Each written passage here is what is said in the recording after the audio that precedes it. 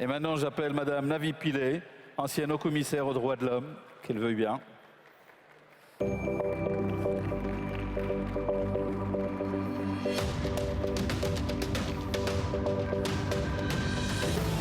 Thank you very much. Yeah, thank you.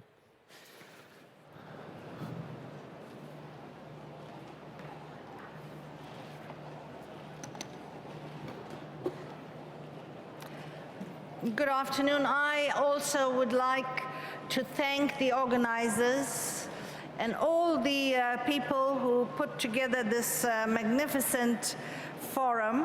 And I particularly would like to thank the students and the young people who worked so hard in welcoming us.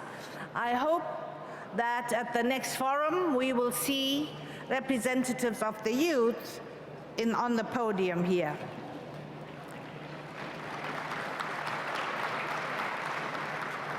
Now, as a South African black woman, spending a lifetime advocating for human rights, I take particular pride in this World Forum for Human Rights, which started in Brazil, has been now given life in Morocco, and will be developed further in Argentina.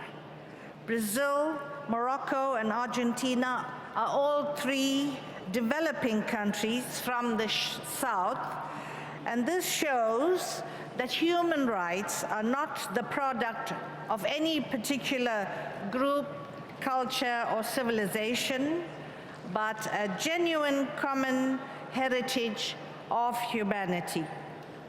I especially welcome this World Forum because Morocco also projects a tripartite dimension of the Arab, Muslim, and African cultures and experiences.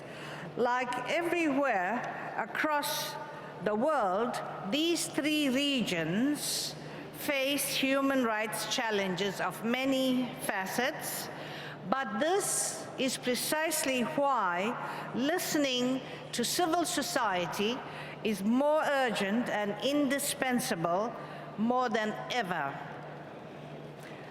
Probably what I appreciated most is the transnational dimension of the civil society human rights movement present here today.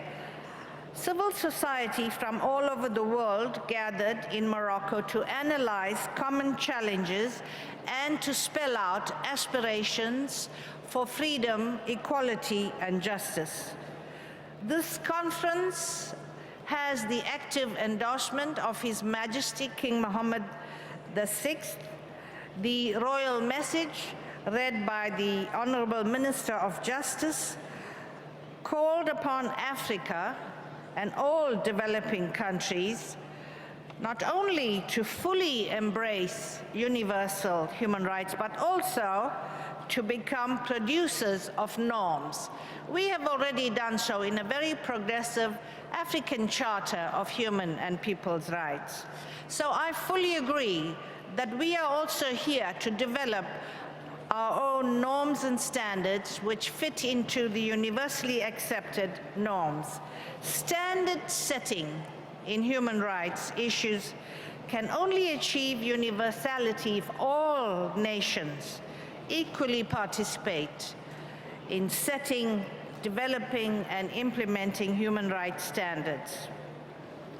Let me also recall the strong voice of another leader, and this was the address given by President Dilma Rousseff when she was elected president of Brazil and delivered her very first address at the opening of the General Assembly.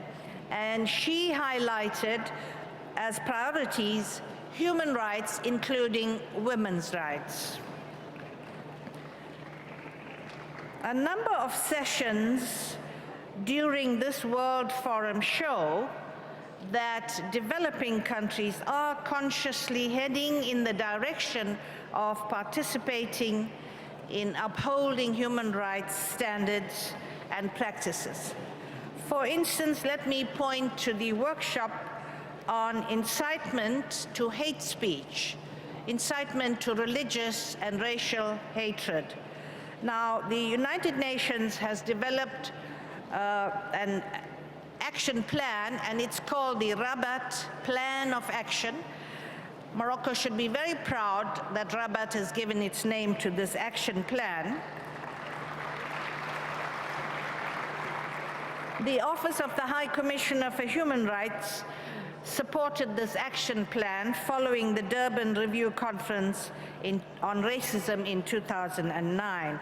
This plan is a set of standards elaborated by independent experts, and that will be monitored by civil society, as I very pleasantly discovered that this World Forum saw the launch of a civil society platform to monitor, explore, and remedy hate speech. Let me say that as a recently retired High Commissioner for Human Rights, I'm deeply concerned about the unprecedented levels of hate speech across the world. There are today 3 parliamentarians from different European countries sitting in the European Parliament. One said that Europe is for white people only. Another said that the influx of Muslims into her country is like the invasion of Nazism. And a third person was actually convicted of setting on fire the pallets of migrants sleeping under bridges. So it's very concerning, the rise of incitement to racial and religious hatred. So I do appeal to you to look at this action plan and get implementation on this. I observed another promising example of innovation, and this was in the parliamentary discussions held at this forum among parliamentarians from all over the world on the question of how to enhance the role of parliaments in engaging with international human rights mechanisms. And here also, I sense a great potential for enhanced human rights protection by a new missing entity, and that is national parliaments. A number of promising proposals and recommendations were made, and I trust that parliamentarians will soon lead to more direct action in the international human rights discourse, and I particularly encourage them to maintain close relationships with civil society organizations. This forum also addressed the importance of human rights mechanisms.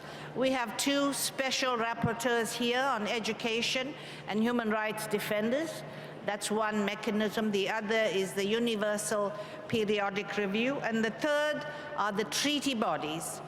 Now, as an international judge, I often look to the human rights jurisprudence that comes out of the treaty bodies, particularly on freedom of expression and hate speech. And my experience as High Commissioner for 6 years deepened my belief in these independent expert bodies as both custodians and developers of human rights norms and standards. The more there are controversies in the intergovernmental human rights interactions, the more precious are these independent human rights mechanisms. And so I encourage you, when you're looking for strategies, to see what these experts are recommending. Now, these independent human rights mechanisms, however, cannot bring about direct change if they are not mirrored by equally independent and effective national human rights mechanisms, NGOs, and civil society organizations. The atrocities and the activities of civil society actors can only flourish at the national level together with 2 indispensable institutions, and those are democratic parliaments and independent judiciary. Finally, I have been asked by media what I thought was the significance of a forum such as this. Now, the significance of periodic human rights world forums is the rise of strong people's movement, so that we put back what is already in the UN preamble, UN Charter preamble, we the peoples of the world. So we want to see people at the center of all policy and decision-making that affects them. Brazil and Morocco made the fundamental introduction of UN universal values a reality by holding these forums. Human rights are universal, indivisible, and interdependent. Economic, social, and cultural rights, together with civil and political rights, together with the right to development, are crucial to protect all human rights of all people in the South. Argentina will take up the flag from Morocco and lead the way to realize these values. Above all, in the developing countries, we want to see economic rights as a reality. We want to see an end to the huge inequalities between the very rich and the poor. We want to see poverty eradicated. Thank you very much.